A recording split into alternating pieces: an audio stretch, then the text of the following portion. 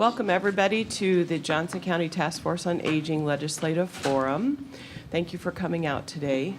And I apologize in advance if I'm a little difficult to understand. I'm fighting a little cold. I want to start by, one, thanking each of our legislators for agreeing to come out today. We may have a couple more coming in. And I would like each of them to, we'll just go down the line and introduce themselves, their district and what that geographic area is, the committees that they've been on, and if they intend or expect to continue on them for this upcoming legislative session. And then I will come back to me and I have some questions. So we'll start with you, Joe. Thank you, Sean. Good afternoon, everybody. It's good to be here. Joe Bolcom. I represent Iowa City in the Iowa Senate. My district includes most of Iowa City, including University Heights and the small town of Hills. I'm also serve on the following committees. I'm on the Human Resources Committee, the Health and Human Services Appropriations Subcommittee, the Ways and Means Committee, and I'm also on the Appropriations Committee. It's good to be here. Look forward to your questions. Hi, I'm Amy Nielsen. I serve District 77 in the Iowa House, which is up around Swisher and Shueyville and comes down North Liberty, Tiffin, Oxford, and Lone Tree. The committees I'm on are the Education Committee, State Government, Local Government. The Budget Subcommittee I serve on is Infrastructure, Transportation, and Capital Improvements. And I also serve on the Administrative Rules Review Committee. State Senator Bob Dvorsky from Coralville, represents Senate District 37, which is 3 precincts, the 3 that Joe doesn't have in Iowa City on the western side. All of Coralville, Penn Township, and Newport Township, and those around Solon and Johnson County, all of Cedar County, and the city of Wilton, which is in Muscatine County. So, and I serve on education, state government, which last year was on local government, but now I switched to state government. Rules Administration, and I'm ranking member of Natural Resources and Environment, and also ranking member of the Justice System Appropriations Subcommittee. Well, thank you for the forum today, Sean. Just wanted to let you know you have a cold, but I sound this way all the time. So, no, I do not have a cold. But my name is Dave Jacoby. I serve House District 74, which includes Coralville, the western part of Iowa City, which includes West High School, Penn Township. And I serve on the Ways and Means Committee as ranking member, the Commerce Committee, Transportation Committee, and Natural Resources. And I look forward to the discussion today with one comment on the what's happening at the national level in terms of the tax bill. It's running into some big problems, and the main reason is that people read the bill. Thank you. Mary, thank you for joining us. Mary, I wanted to go ahead and have you introduce yourself and your district and the geographic area you represent and the committees you've served on and what you plan to continue on. Sure. Thank you. I apologize for being a little late. I'm Mary Masher, State Representative, House District 86, and I represent the southeastern part of Iowa City and the towns of Hills and University Heights. And so thank you for all being here today. I serve on the Education Committee, Human Resources. I'm on the budget sub for infrastructure and capitals. And then I'm also ranking member on state government, and those are the committees I'll be on again this year. Thank you, Mary. And Bobby Kaufman just joined us. And Bobby, if you could also give us your district geographic area and the committees you've been on and what you expect to continue on. Sure. Thanks for having me. Sorry I was a little late myself. Today is this is the 4th of 8 meetings that I've got today. I serve on both state and local government committees, and I still remain the chair of the Government Oversight Committee, as well as a member of the Environmental Protection Committee, and then the Tax Writing Committee, Ways and Means. My District 73 comprises of the city of Wilton and Muscatine County, all of Cedar County, and then I have northeastern Johnson County, including the Lake McBride and the Solon area as well. So thanks for having me. Thank you. Well, again, welcome everyone. Thank you for coming. I'm going to start with a couple of questions, and we'll just start with Joe and go down with your response, and then the next question I'll start with Amy and so on and so forth. So budget issues have influenced appropriations and funding of some legislative mandates and lack of funding for some legislation in recent sessions. Iowa's fiscal year-to-date receipts, prior to the information we should be getting today, show that we're 110.4 million or 3.9% higher than FY17. And in fact, over the last 12 months, Iowa collected $8.5 billion from taxpayers for an increase of $354.4 million compared to the prior 12 months. So as a lawmaker, what, one, is your take on these numbers? And two, with all the status quo budgets that we've had, and the governor again requesting a status quo budget, but we have some increased revenue potentially. What are you going to do, or how are you reviewing this information? We'll start with you, Joe.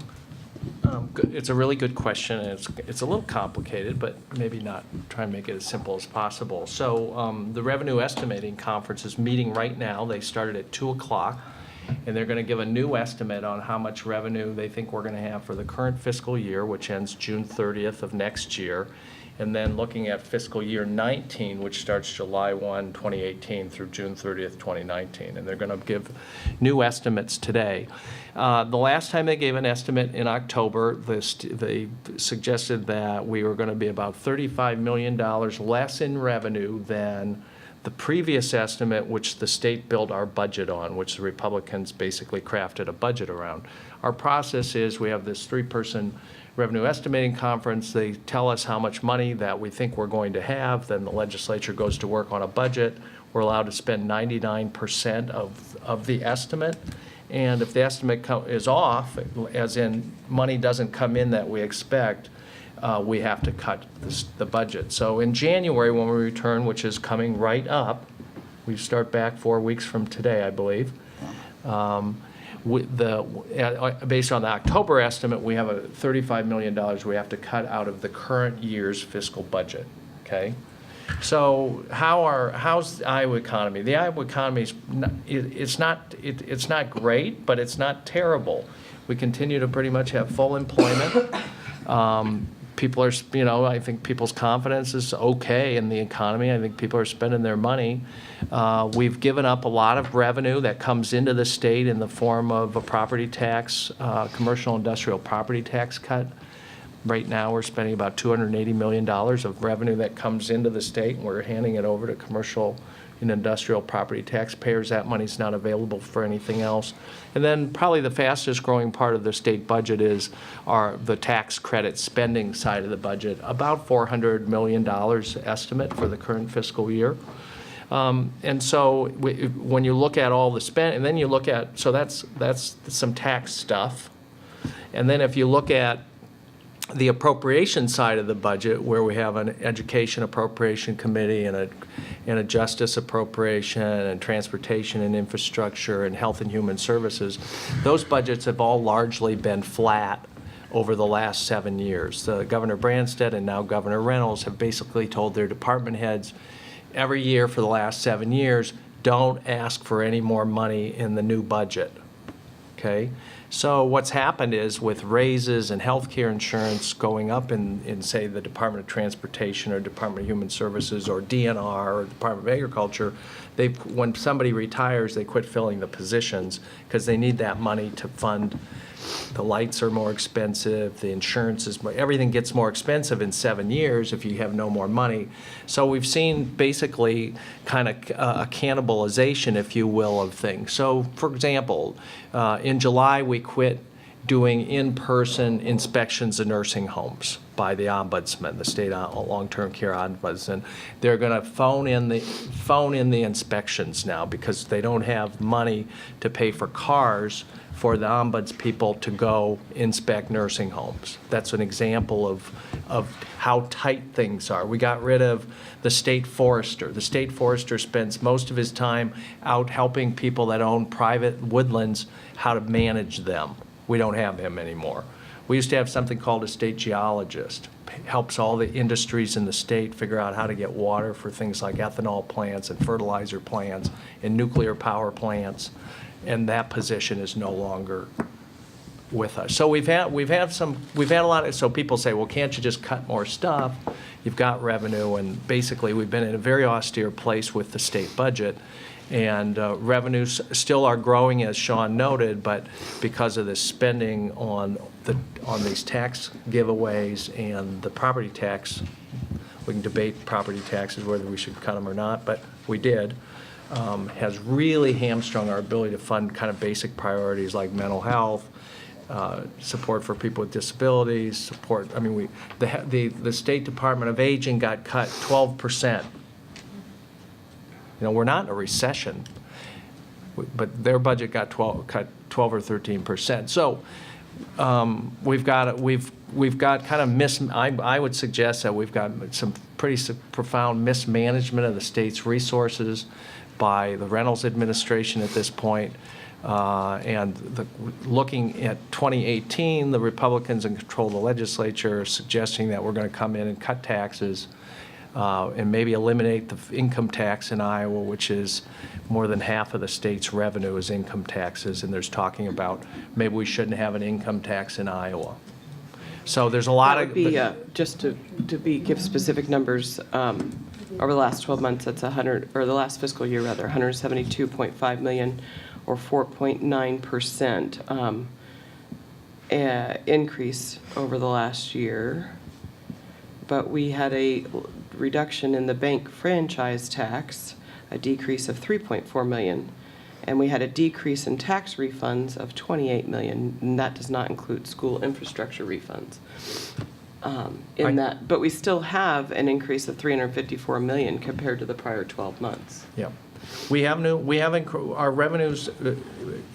Our revenues are growing. I mean, typically you have more revenue year over year. So in 2017, we had this amount of money coming in, and then we have 100 or a couple hundred or maybe 300 million in new money. We also have these things called built-ins that deal with school. We fund school aid prospectively. We have Medicaid increases.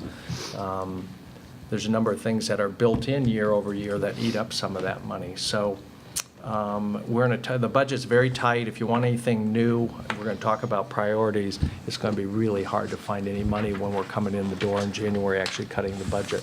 I'll stop with that, and I know So others Amy, have. do you think that the 354.4, is that what was expected as an increase? Is that what your budget was built on? Was that projected?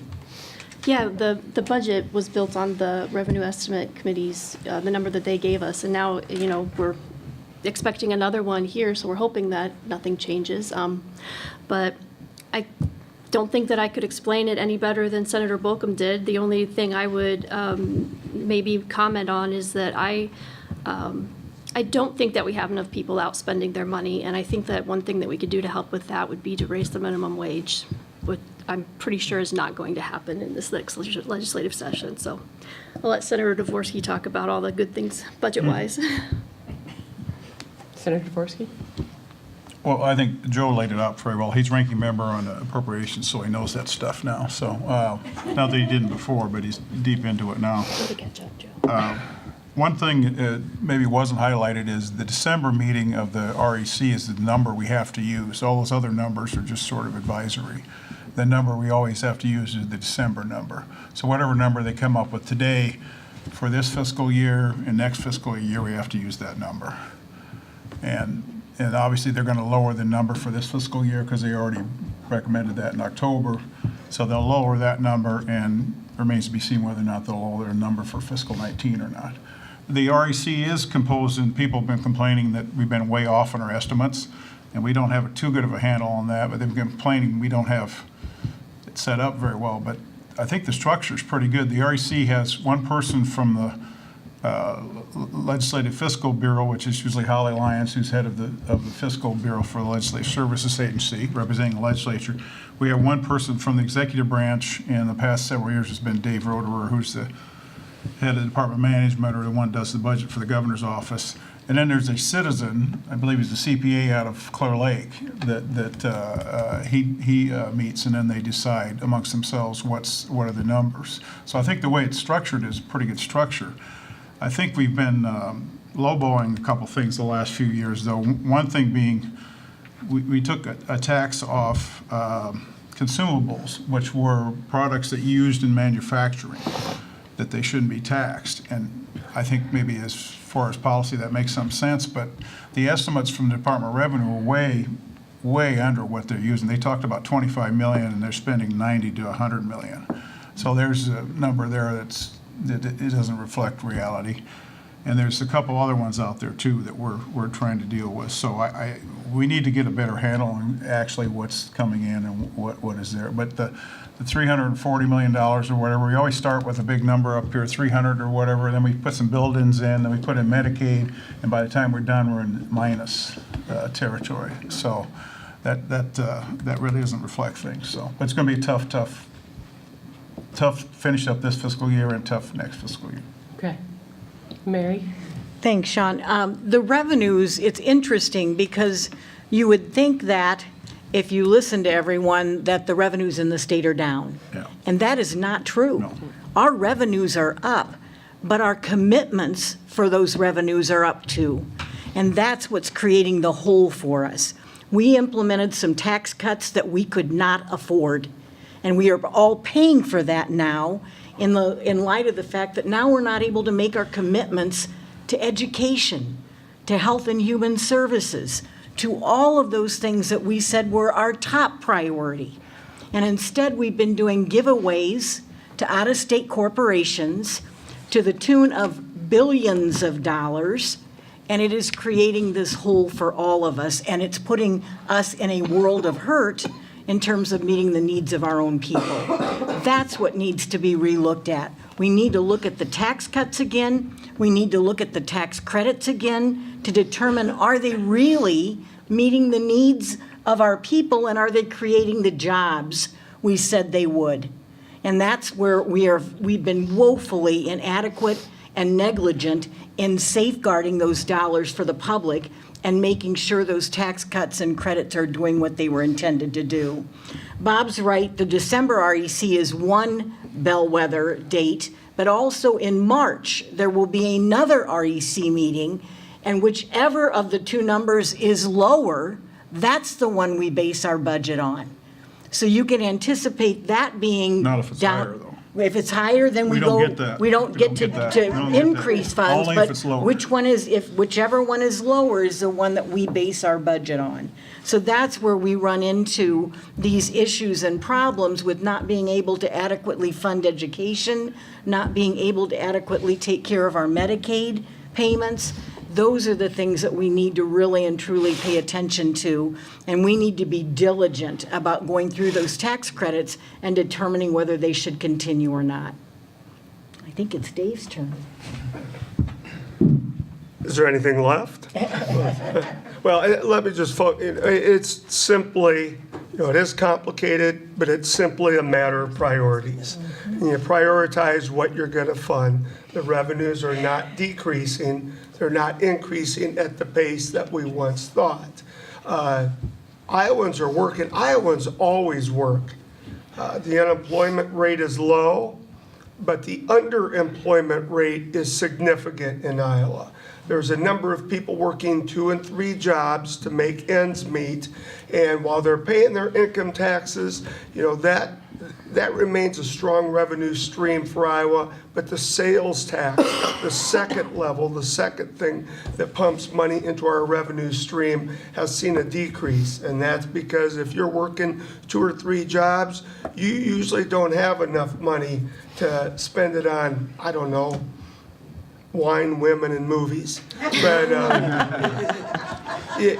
but you have less money to spend, and again, it's about priorities. I'll close on the commercial property tax bill that passed in 2013. One of the premises of the commercial property tax reduction bill, which cost $300 million a year, so over 10 years, do the math, that's about $3 billion that we take out of the revenue stream, is that it would pay for itself. And the gentleman who used to be the chair of Ways and Means, Tom Sands, a good friend, he said, Dave, in 3 years, you will see growth outpace what we're paying out for that bill. Well, as of today, we have not seen that growth outpace the bill and what we're investing in commercial property tax. It's always bugged me to use personal income tax to backfill commercial property tax. You're just moving one tax to another. But I think, and as Mary mentioned, Representative Masher mentioned, what we need to do, and there seems to be some agreement there, is we have to have a stringent review of not only the tax credits, but of the bills that we've passed in the previous 5 years to see if they're doing what we thought they would do, or if they're not. And I proudly serve the city of Coralville, and I do think that TIF should be one of the tax incremental financing, one of the credits that we look at, just to make sure that we're getting our bang for our buck and the use of TIF. So everything should be on the table. Everything should have its own full committee meeting, and every single credit should have its own public hearing. Thank you, Dave, Being last is fun. especially in the minority. So I don't usually get political, but I want to respond to something that Senator Bolcom said. You know, we talk about the property tax bill and a lot of the tax giveaways, both the credits and the checks that are written out, and I don't disagree. But I just want to remind before the very next thing that says the Reynolds administration's mishandling, that almost all of those went through the Ways and Means Committee of which he chaired. Just to make sure it's crystal clear, this is a problem that we all share. That being said, I completely agree with what the last two speakers, Representative Masher and Jacoby, said, that every single tax credit, I mean, if it's doing what it's supposed to be doing, why would you be afraid of a review? I fully, completely agree in competent government. And competent government is things that are supposed to be operating in a certain way should be able to prove that they are. So I fully support that. And I think a lot of the people in my party are coming around to that. I've had a lot of conversations with Representative Grassley, who chairs the Appropriations Committee. And I think that a top-down review of not only the tax credits and the tax giveaways, but also the bills that we've passed is what people expect to have happen. And so I'm happy to play a role in that. It's obviously a huge undertaking. Senator Bolcom is right. A lot of these things have been on autopilot for the better part of a decade. So it is a big undertaking. But I guess the last thing I'll finish off with is I think that it's time that people start to publicly talk about the fact that managed care is not working and that there needs to be a new system and a new way of doing it. I think That's my fourth question. We'll get there. so. I'm strongly advocating for major changes. I know that everybody at this table has been advocating for that, and I think you're going to see some changes be made in that come January. Thank you, Bobby. Do you have a comment, Joe? Yeah, of Oh, Bob. course. Oh, Go ahead, No, Senator. oh. Well, one of the things that, and I'm kind of amazed at that, one of the things in Des Moines we do is we focus totally on the general fund, the state's general fund. What money's going out of the general fund? There's all this other money out here aside. We don't look at that. And one of the areas that I'm concerned about is we get about $7 billion, right, from the feds? $7 billion from the feds. The feds start cutting some of that money, what's going to happen then? And unfortunately, a lot of those areas are human services and other areas that we try and support. And if they're talking about cutting some of their monies, I mean, that we're really going to be in a world hurt there. But that's set aside, and we don't really scrutinize that much. Thank you. Yeah, I would just follow Representative Kaufman's comment about the tax picture. Yeah, I actually did chair the tax committee for a number of years and probably was the most conservative member in the body on tax policy. I did not, I assume, Representative Kaufman, you voted for the property tax cut. Never said I did, and I just said make sure you understand that went through your committee as well. Let's walk through the numbers. Yeah. $300 million this year that we don't have that you supported. Not any of it, all of us voted against that. I bet you voted to give Debbie Durham $50 million more dollars in authority to spend. I'm not here to debate tax, Senator. I was Bottom line against is, that. But I bottom mean, line it is- comes down to Senator, each, there's 150 members. We each have a vote, and you've spent through the roof, and I have an extraordinarily conservative voting record on these tax issues. So you should be knowledgeable about the record. And I think the record's also clear that the governor has mismanaged our state resources. One piece of advice, folks, if you want to get anything done in Des Moines, being obsessively political like this is the last thing you should ever do. I'm not going to debate tax policy with you, Senator. Everything you do is obsessively political, and it's why people don't take meetings with you. People don't want to just talk about just political, it's this person's blame. They want solutions. Are you? Bottom Okay, line, Do we I'm have a done. second question? Yeah. Yeah, let's I'm move gonna on. I'm gonna take control back. So, you know, on the note of the discussion here, many people know that I am also in a minority, but again, I just want to focus in the Johnson County Task Force on Aging is non-political, even though we have our legislators here. And so I really want to focus on people issues. And all of these issues that we're going to talk about today affect Iowans. All of us need money to live on, and our taxes and our health care are all issues that directly impact each of us. And so whatever side of the political table you may or may not be on, let's just remember these are people issues. And so now I am saying that, and I'm about to go into a somewhat political question. It's all political. It is, but the only way to get things done is to look for what we agree on. And so we agree that we all want to help Iowans the best way we know how. And so my issue, however, as the chair of this task force, is at the end of the last legislative session, I felt like the Republican Party of Iowa took its, they have the majority in the House and the Senate, took its marching orders from the national agenda. And again, it sounds like there's going to be also a focus on tax reform this year. And not that it doesn't need to be a focus, but that again, it's much like the national level counterparts. Couldn't remember.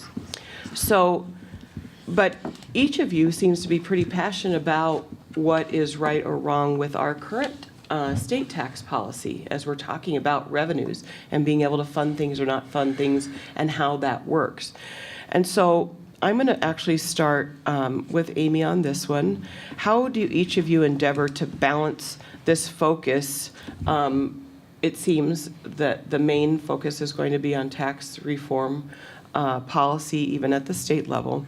So how are you going to focus that with the needs of your constituents that each of you just talked about, particularly the elderly and disabled here in Johnson County, and the issues related to Medicaid, home and community-based services, the lack of direct care service providers, and the ombudsman not being funded, and so on.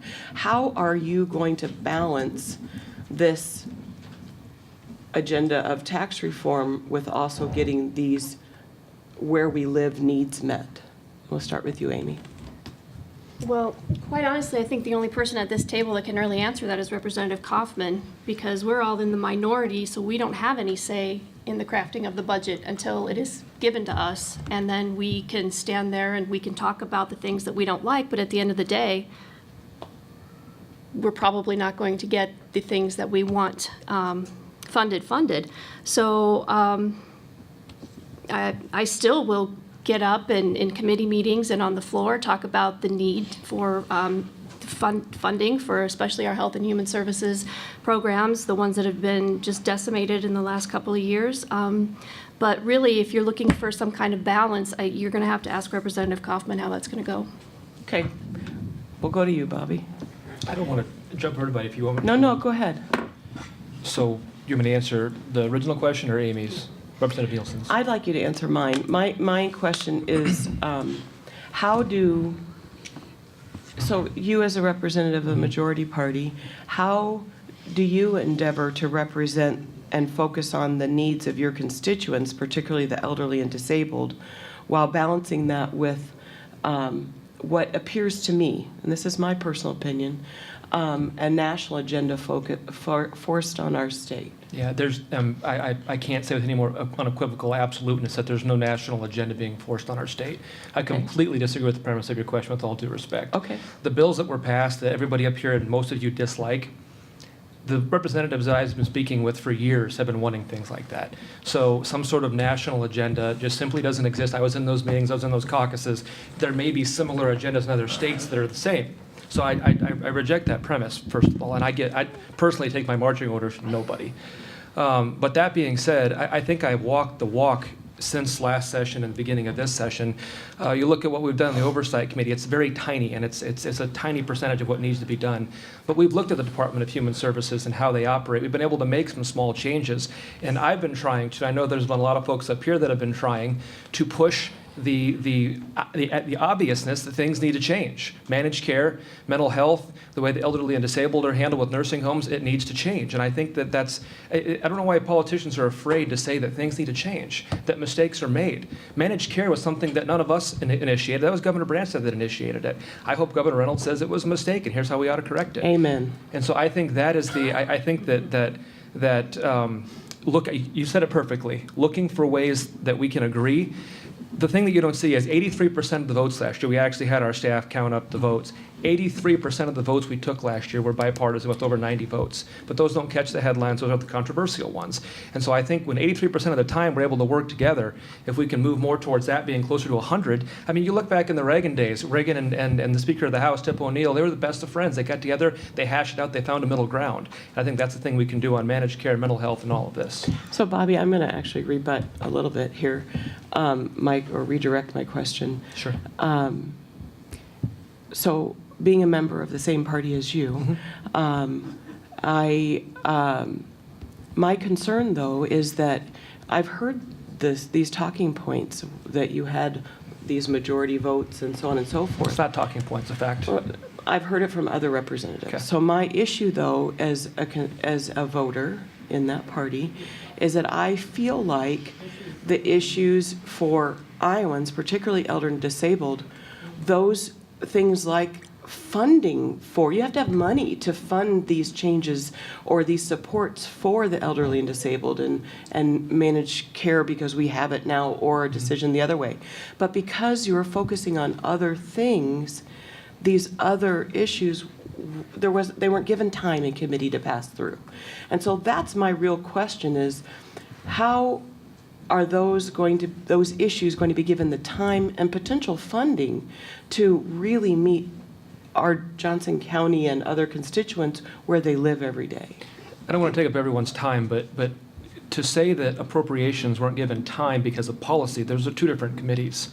So you've got Ways and Means and Appropriations, and so policies went through state government, policies went through transportation, et cetera, et cetera. The Appropriations Committee had their meetings. It's just the priorities that we all feel didn't make the cut, and that's a problem that I'm willing to say we need to fix. And well, Senator Bolcom and I are known to spar, but he's also right when he says that there's a $400 million that's going out the door. I think that needs to be looked at hard, and I think part of those funds, as the reviews that Representative Jacoby and Masher referred to, the things that aren't working, those funds should be redirected towards our priorities. I think that stuff needs to happen this session. Thank you. Sean, Mary, do you have a comment? Yeah, if you Go would. ahead. You've got it, I don't know if you all have this sheet that was handed to us on the executive order. It just states that Iowa's population is growing older. In 2010, persons 65 or older made up 14.9% of Iowa's population. In 2016, that percentage had risen to 16.4%. In 2010, 26 of Iowa's 99 counties had 20% of its citizens over 65. And by 2040, that number is projected to be 83. Those numbers should scare us to death. And the reason I say that is I just entered into that 65 group this year. We can't grow an economy on aging.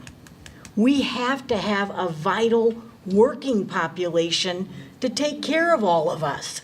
I'm going to be in those care centers and nursing homes someday. I want good people there to be able to take care of us, but I want to make sure that they're paid well so that they will stay here. and that we can continue to keep a good workforce who are making a living wage. I'm not just talking a minimum wage now, I'm talking a living wage, and we need to start thinking about that. I go back to Tom Vilsack when he talked about we need more Iowans, younger Iowans, better paid Iowans. That has not changed at all. But since Tom Vilsack's been in office, we have gone the exact opposite direction. We are growing older as a state, and we're having fewer and fewer of our young children staying. Yes, that's And they true. are leaving the state That's true. permanently. It's not like it used to be, oh, they'll come back when they want to have their kids. They aren't.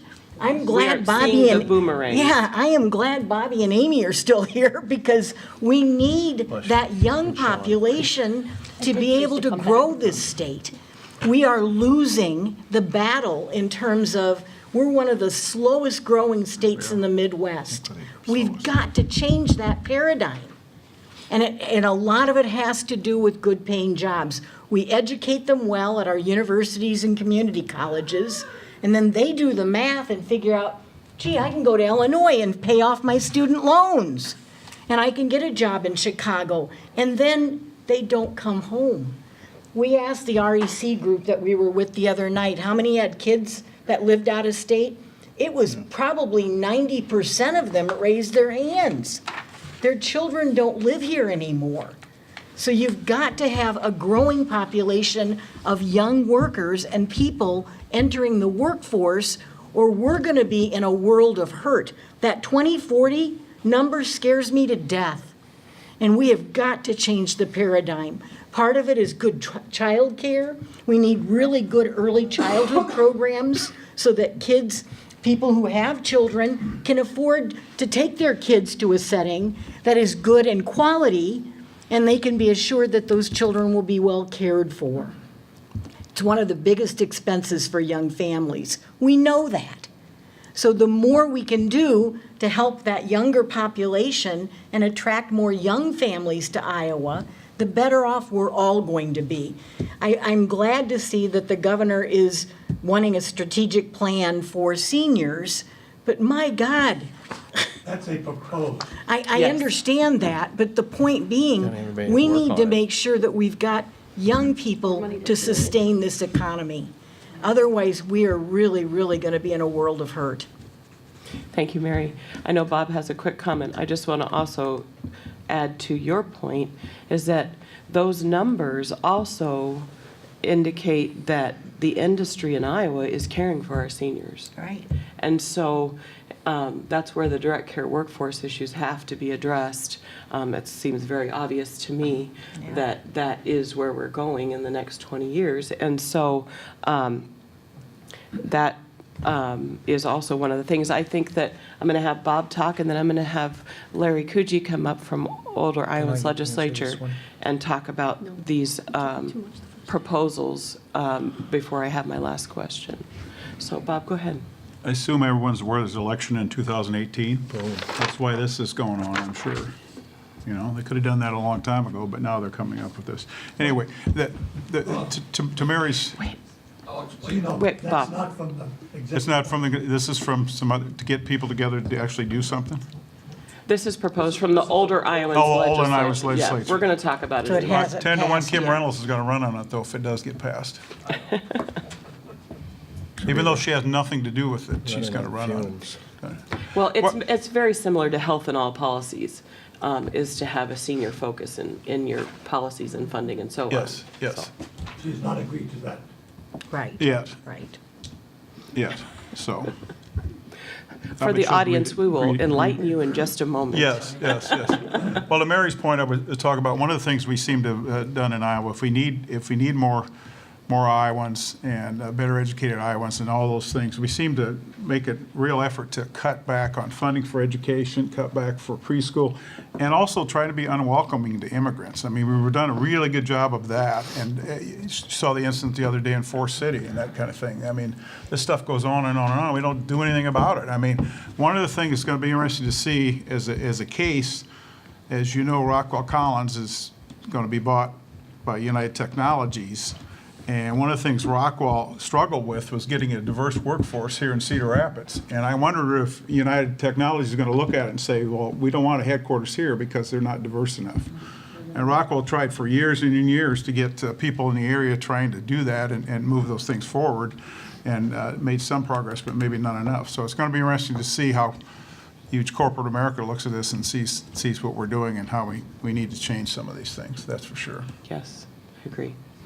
Larry, will you go ahead and come up and talk to us about some of the proposed resolutions, executive orders, and legislation that the Older Iowans Legislature is presenting this year? And Larry Cucci is the vice, Larry is the vice chair of the Johnson County Task Force on Aging. And I'm also vice chair of the Older Iowans Legislature, so. Okay. Well, I appreciate you all showing up today, and like many of the things that I've heard, especially from Bobby, as far as some of the concerns, being also a member of the minority party, as many of you know. Minority party here, not down in Des Moines. But anyway, the Older Iowans Legislature is a group that represents seniors, and it's definitely it's a nonpartisan group. We have both sides, and we want to work with both parties to try to get things done to help seniors in the state of Iowa. And it doesn't make any difference to us. We're more as far as parties, we're concerned about issues. And seniors, Mary just pointed it out, seniors are a significant part of this, but many of us feel they're kind of the forgotten part of the scenario out there. And I know Mary talked about, well, someday I'm going to be in a nursing home.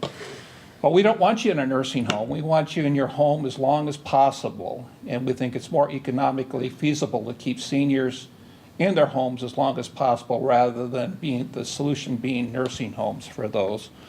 And, we encourage waivers and those kinds of things when Medicaid's involved to try to get those kinds of things. And so those are the kinds of things that were really being looked at. But before you've got basically this year when we met, we had a number of issues that came out there. And the proposals that you have in front of you are basically what the board has put out there as far as our priority issues go. And the first one is a proposed executive order. And basically, this is something that OIL is proposing to the governor to sign. And basically, the purpose, it's a senior living coordinating committee. And the purpose of that committee is to develop and coordinate strategies for meeting the needs of older Iowans.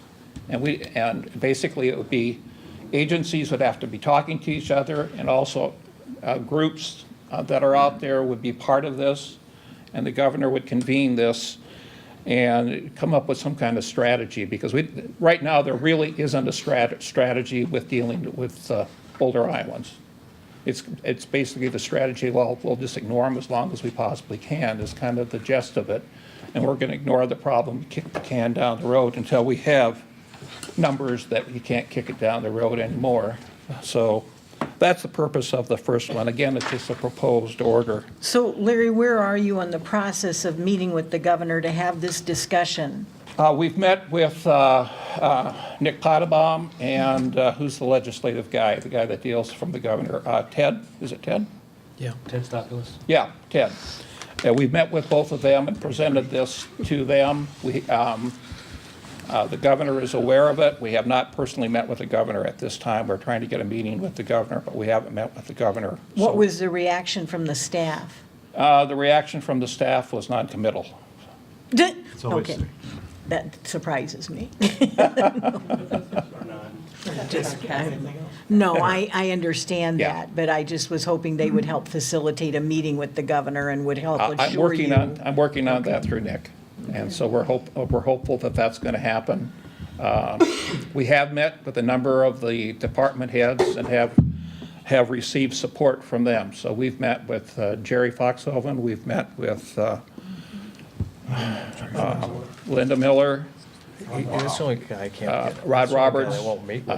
Mr. Claybaugh, we've met with, So that guy I can't not, get a meeting with. so we've met with a number of the department heads and have received support. A number of them talked to our group when we met and the governor did also speak to our group, so, in September when we met as well, so we're hopeful. Any other questions about that one? Otherwise, I'll move on to the bill number 1703 has to do with the issue that was talked about earlier. You did mention Future Ready Iowa on here, which is very smart, because that's the governor's big thing, that they're Well, sort of dressing up IWD to look like they're doing something. Right, and we're trying to work as much as we can into the 4 priority issues that the governor has. Okay, so when we're presenting these issues and we're couching these issues, we're trying to work them in somehow into that. That's the one That thing makes the sense. staff did tell us, is Right. the more you can get your programs, your proposals into what the governor's 4 primary objectives are, the better you are. So that's why. Larry, thank you. We have to leave for another meeting, but I'd like to stay long enough to hear the proposal for the long-term care ombudsman. Okay. Is that what's up next on you? Yeah, it is. That's the Oh, second good. one. Thank you. And basically, as you know, the long-term care ombudsman right now is not traveling. Their budget's been cut. They're going through a reorganization. I've met with the long-term care ombudsman and been brought up to speed as far as what they're doing currently. And basically, right now, they're relying on the volunteers to do their footwork for them. Right. And quite honestly, that's what they're going to try to do, is they're going to try to take that volunteer program and grow it. And they have, instead of having a volunteer coordinator located in Des Moines, they're going to give that responsibility to their 8 long-term care ombudsmen out in the field and give them more responsibilities for growing those and coordinating those programs. And so basically, we would like to get money to help that volunteer program go, and we also would like to see more travel money go to them as well. The problem is, where do you get the money? Well, what we're proposing is that the licensing fees for nursing homes be increased, and that money be earmarked to go towards the long-term funding the long-term care ombudsman program. Alternatively, there are unmarked funds that are out there that are collected, such as on the back side, the civil money penalty fund and the Medicaid fraud fund. And we're thinking that some of those monies could be diverted to help with the long-term care ombudsman program. I can tell you that the civil money penalty fund, I believe the long-term care ombudsman is seeking, and maybe already has obtained, a grant from them to help with their program. But we would like to see that established on a more permanent basis to help them do their program. We think it's important that we have those long-term care ombudsmen out there, and that they are dealing on a one-to-one basis and face-to-face basis as much as possible with some of the issues. But at the same time, it makes sense, given all the economic problems that the budget has, is rather than having a bunch of people in Des Moines take some of those responsibilities, get them out in the field of the people that are actually working, and try to get that volunteer program up and running and get people interested. And so that's kind of what we're pushing at this point in time. Larry, do you know how much money is in these, like the civil money penalty fund or the Medicaid fraud fund? I don't really know the answer to that. Okay, because again, it would make, you have to look at what are they using the money for now, and So- then what are we going to lose if we take it from that? So Because I current- assume it would be Medicaid that we're taking the money. So and the putting it back Civil Money into. Penalty Fund is actually, there's a grant through Telegen right now that Telegen has the lead on figuring out, as far as I know, or I was just recently told, on helping the state figure out how to best use those funds. And so I know that there is a figure, I just don't have that off the top of my head, but that is an option for funding this. and it seems appropriate. And it's my understanding that currently that they are not earmarked for anything. They're unearmarked funds. And Are they just going back into the general fund, Sean, yeah, to your To the knowledge? extent they aren't, yeah. Okay. So Yeah. if we do not put it into the general fund, then that works against our funding for the long-term ombudsman too, because that comes from the general fund. Do you see what I mean? I understand. Okay. But we're giving, Some options. we're giving you guys, we're giving people options. We're coming up with we hear a lot, well, tell us, okay, who are we going to cut? Which part of the budget? I'm on the Board of Corrections, okay, and we have guards being attacked down in Fort Madison with shanks that are made from bed parts. Okay, do we hire more guards? DHS is laying off people at Cherokee and Independence. Do we need those people to take care of the mental health system? Those are all priorities. We understand that. We are coming up with possible alternatives on how to deal with senior issues, and we're trying to come up with something that's going to be feasible at the same time to give people options. And so that's kind of where we're coming from. Yes, Bobby. Larry, I just want to apologize. Dave and I have a meeting at 3, but I want to say that I applaud the creativity in providing the options, because too often people will just say, well, this is the same request as usual, the same format, the same ask, and then it's just easy to kind of be dismissive. And so I will also, I know Nick and I know Ted very well, and so I will commit to you when I'm leaving and on my way to the next meeting. I won't text and drive. I will put on my Bluetooth, and I will give them a call and see if there's any hope for implementing this, because I do completely agree with Senator Dvorsky that crafting your message into what her priorities are is going to be very helpful. And so I will commit to make that call now, and please don't hesitate to reach out to me. I'll let you know how that call went. Okay. Thank you. And do look at the last one has to deal with housing the sexual The sexual predators. predators. Yep. And it's a new approach, but it's kind of an old approach. And basically, we've got a lot of unused facilities that are out there. But like at Woodward and Clarinda, we have facilities that are state-owned facilities, but they're being run by private contractors that fit. So what we're suggesting there is go out there with a proposal, a solicit proposal, something that was kind of done a few years ago, but it wasn't done to the extent that we would like to see it done, both state-wise as well as locally, but allow them on a very reasonable cost, the thing that might make it work. The use of these state facilities that are being unused at this current time, something that's being done in some other areas like Woodward and Clarinda. And so that's an important one to look at. That's a new approach to an old problem we have where the DHS facilities are full.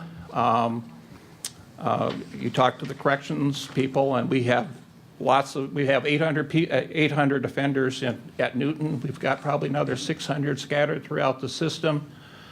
When they get released, we have no place to send them, and so that's an issue. I applaud your creativity, and I'll make that call right now. Okay, good enough. Thank you so much. Thank you so much. Well, I think in broad terms, until we deal with Governor Reynolds' budget disaster, we can find 1,000 little tricks and, funds that we don't have 1,000, but I appreciate this pot of money that might be available, right, for this one little thing we want to fix. But we have very significant issues across the entire state government enterprise. The people voted, Republicans voted to cut the health department budget 12%, the Department of Aging budget 12%. That affected a whole host of programs. You've identified several here that you'd like to see restored. But I think until we get our fiscal house in order, I don't care if Republicans are in charge or Democrats are in charge in 2018, there just is no money to do anything. Bake sales are another interesting way to raise money, right? In terms of where we are. But we are just in a hole. The Revenue Estimating Conference has met, and they did not change the estimate for 18. Really? Fiscal year 18. So we only have to cut $35 million, and they just adjusted the 19 estimate down from, I think, 4.1 to 4.0, so very, very But the modest 35 change. million is from this year's budget. That's correct. And that's what people don't understand, is that that's going to be an enormous hurt to a lot of areas that have already budgeted for the year anticipating the state dollars, they won't be there. We're going to have to cut children from their child care provider. We are not going to have the dollars to be able to continue to allow them to go to the provider they've had. So then people lose their jobs because they can't find anyone to take care of their children. I mean, this is a domino effect. It is a house of cards. And once you take one card out, everything else falls in on itself. It's really tough to do these cuts mid-year. And the 1704, basically, from what I'm hearing today, and we also heard it from Senator Whitford when he spoke to our group, is that tax credits need to be reviewed, and are they actually doing the job that they're intending? You heard Bobby say that again today, Larry. And Bobby said it today, so I think Yeah. we're hopeful that actually is something that's going to be on the agenda and is going to be looked at this year, and we're supportive of that. And we'd like to, if that happens and there's some extra money out there, we'd like to see even a small portion of it go to these programs and help seniors. Larry, did you know there are actually states that don't have to do telethons for elderly meals? They actually pay for them, and they don't have a shortfall. And did you know that there are states that actually fund our food banks to make sure that, again, we have the dollars needed to take care of people statewide, especially in a lot of our rural communities where it is a much more difficult, just transportation to get to a food bank is sometimes a challenge for them. But I look at, the things we're not doing to take care of our people, and I have resented the telethons ever since they've started, knowing that we didn't used to do that. And we shouldn't be doing that. We should be paying for those meals and taking care of our seniors. Appreciate that. Thanks, Mary. Thank you, Larry, very much. Any other questions? No, Okay. thanks, Larry. So we have about 8 minutes to our 1 hour mark, and I have one last question.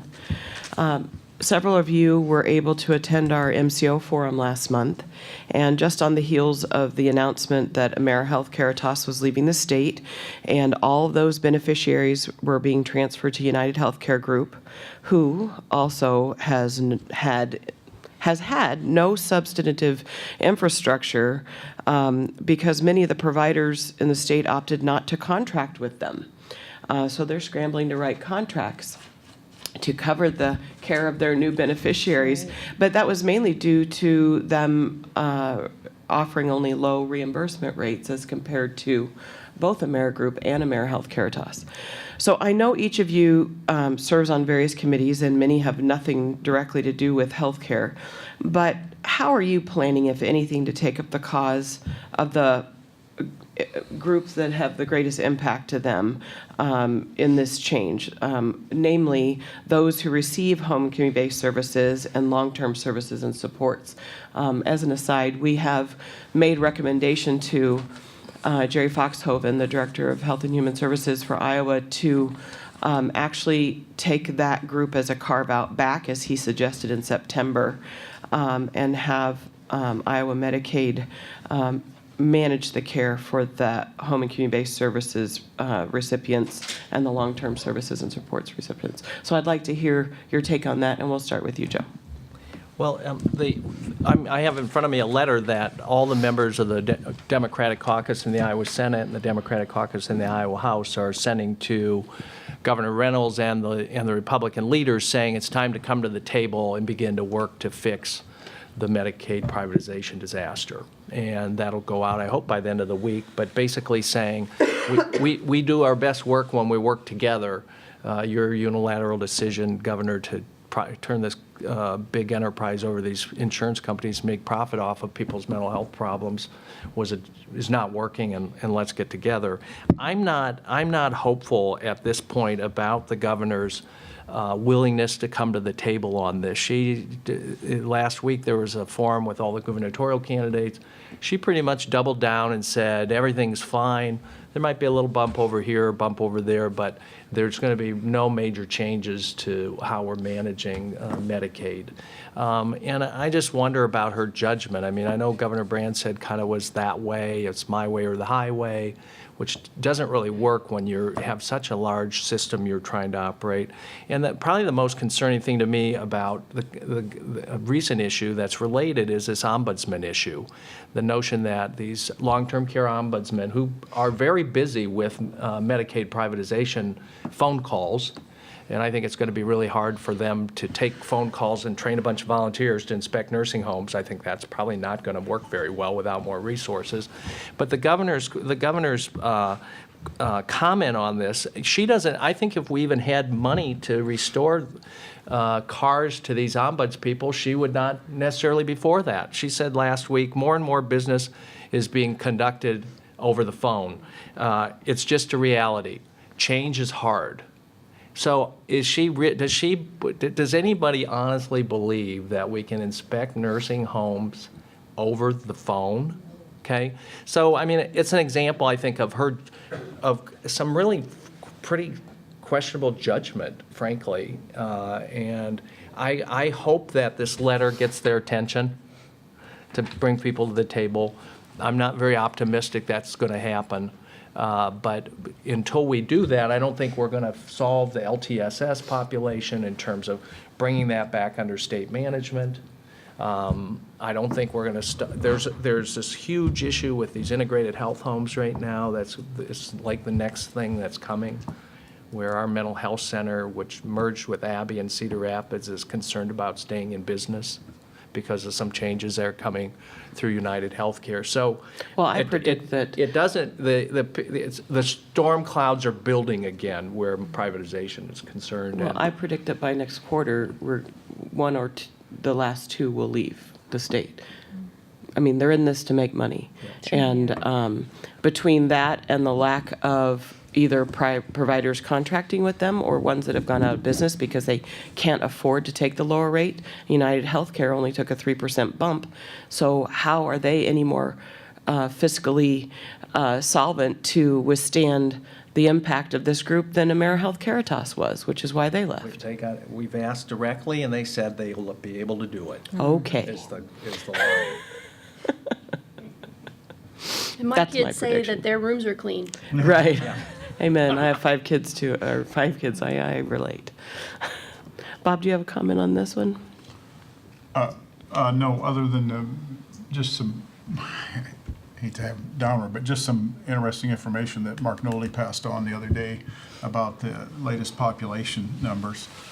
90 counties in Iowa are losing population, 90. Out of 99. Out of 99, 5 are sort of breaking even or, right on the cusp, and 4 are growing. Including Johnson and Lynn. But, I mean, those kind of statistics, the state's going to not do that well. So, anyway. Agreed. If you have a question, I'm happy to put this up here, but I'm going to wrap this up for the 1 hour recording, but if you have a question for any of our lawmakers, I'm going to put the microphone up here for you to be able to ask those.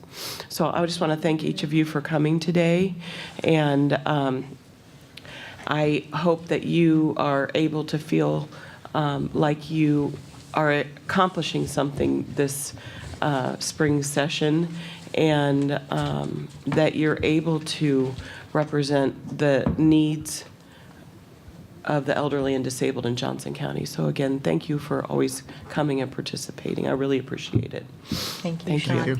Sean, I think we also should recognize Bob, who's retiring, for the great service they've done in our state. Yes, thank you, Bob Dvorsky. Thank you, Bob. You have represented your constituents very well, and I understand that this is your last legislative session coming up. So thank you very much. Okay, I'm going to put the microphone up here. If you have a question, I can just hand it to you here, since we're not worrying about cameras. Well, I wonder if we need somebody to be a little more dramatic about the fact that not letting ombudsman tour the nursing home is a matter of life and death. Yes. And that people may be lying, in serious condition and if nobody's taking care of them? Or is it really, just to get right down to it, that some people are thinking nastily, well, I let them die now, that way they'll save a bunch of money if they're not around here the rest of the year? What's actually happening is the volunteers who are not hired by the state. Sorry. Okay. You two share. Sorry. What's actually happening is that the volunteers who are not hired by the state, nor do they have the same degree requirements or other background requirements as those who are hired into that role by the state, those are the individuals who are physically in the nursing home, then relaying via cell phone to our remote located of the 8 regional ombudsmen. And so that's my issue with it is, while volunteers are great and they can be physically there, they aren't necessarily fiscally accountable by their job and employment to the state, nor did they have to go through the same vetting process as our 8 regional ombudsmen. Well, it's so important. I just was up to visiting relatives in Wisconsin, and my brother-in-law's wife, her father was just severely injured in a nursing home because the staff person came in and had been assigned to get him up and get him going at 5:30 in the morning to meet. So he was groggy and he didn't want to get out of bed. So she yanked on his arm so hard she tore an 8-inch flap of his skin off. And he's still trying to get it healed 4 months later. Oh my That's the gosh. kind of thing you have happen when you don't hire the right people and don't have the staff that you should.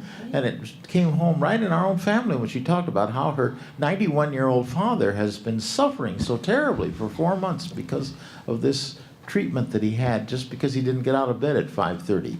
And I'm sure you reported this, correct? Yeah, but nobody Okay. seemed to do anything about it. That's Wisconsin. But Okay. In Iowa, our complaints are investigated. Yes. Everything's complaint-driven, but if you don't have people there monitoring and inspecting on a regular basis, a lot of things fall through the cracks. and Right, that's because the why you percentage need of it. people that actually report is just a fraction of what's minor. actually happening out there. Exactly. And when you lower accountability, it's kind of like when you drive out of here, you're going to go the speed limit because we're next to the police station. And if you're a little bit farther down the road, you might be a little more lax about it. So if you know at a nursing home that you could have a inspector show up at any time, then you might be a little more on the ball. Sean, curious, has this group and others been meeting with the nursing home industry on a regular basis? No. And I think you should, and this is why. They're having a real struggle in finding employees right now. People do not want to work in them. They're having a difficult time because the private Medicaid providers have been taking a lot of the nursing staff who are basically report pushers, paper pushers. They're not taking direct care of individuals. They're just monitoring a system. And so now they're having an enormous shortage of staff people, not only the caregivers, but also nursing staff. And then they get into a situation, if they report something, then they get put on the naughty list. And so there's this catch-22. In some states, they are rewarded for reporting things because it cleans up the industry. So there's got to be a happy medium somewhere, which is why I think you should be meeting with them regularly to have those discussions. They're frustrated too. Larry, they're also frustrated with these for-profit groups that are coming in and building these enormous Taj Mahals and taking away their paying patients in the nursing homes, which has been able to subsidize some of the Medicaid patients. Some of the nursing homes are saying we won't take Medicaid patients any longer. And then in rural areas, we're seeing those nursing homes close their doors.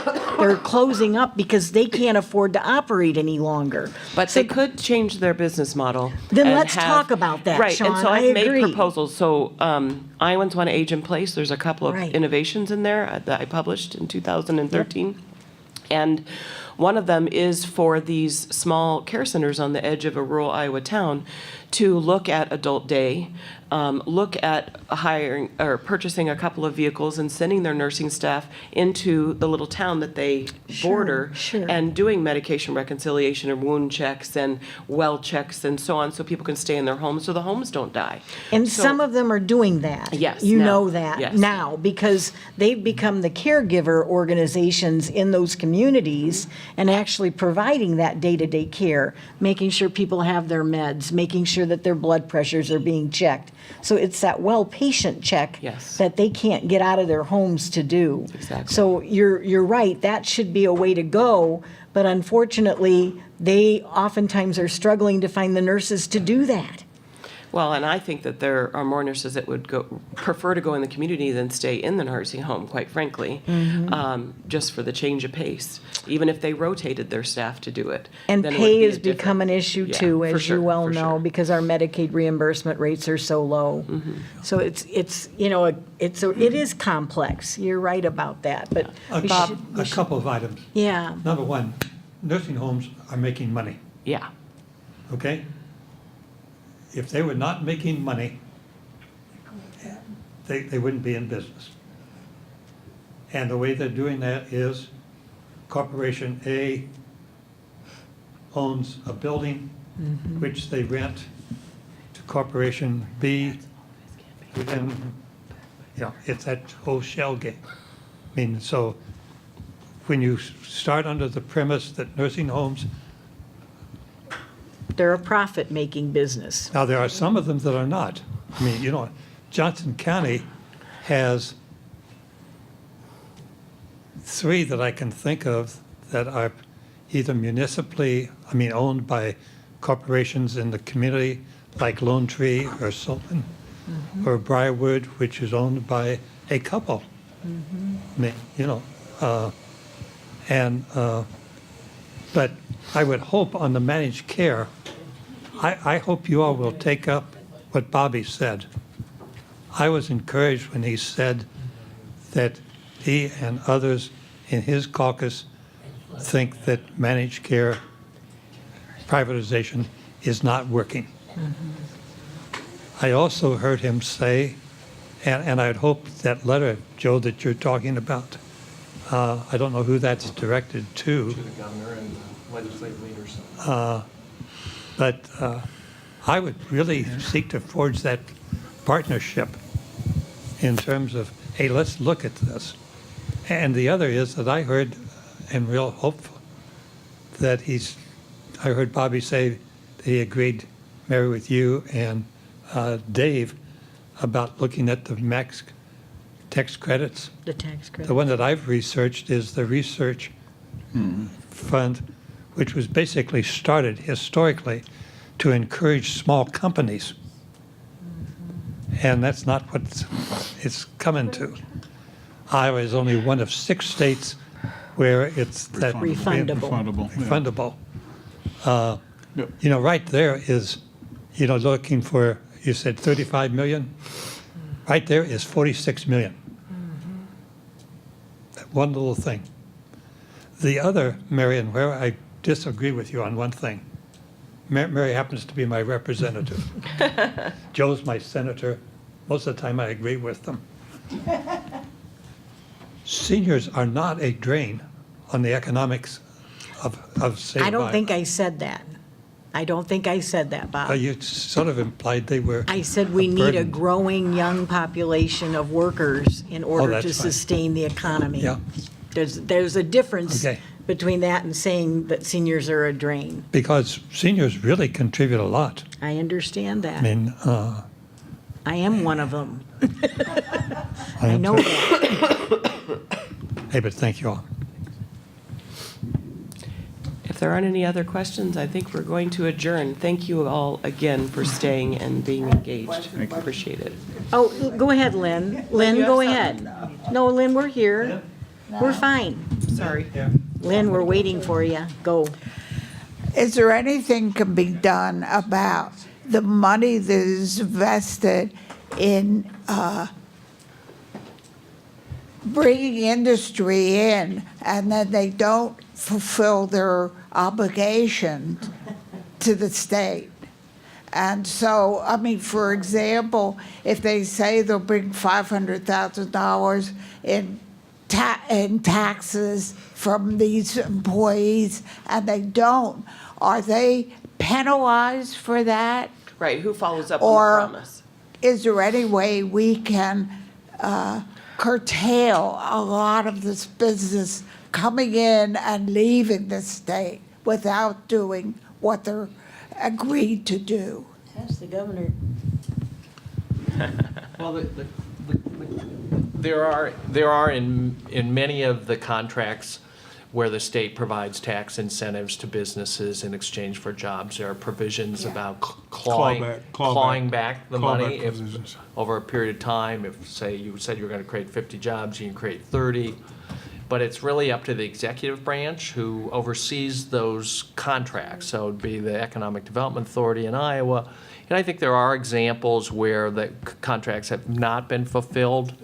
And there are, I think there's examples of money coming back. But I don't, from a legislative perspective, the legislature is not doing very good oversight of that, right? We don't have a standing committee on tax credits. We do have tax committees, but they're not really set up to do meaningful analysis and oversight at the present time. So yes, there's provisions in contracts about getting that money back, but it's up to the governor to aggressively enforce the contracts. And There's nothing that the legislature can do about this.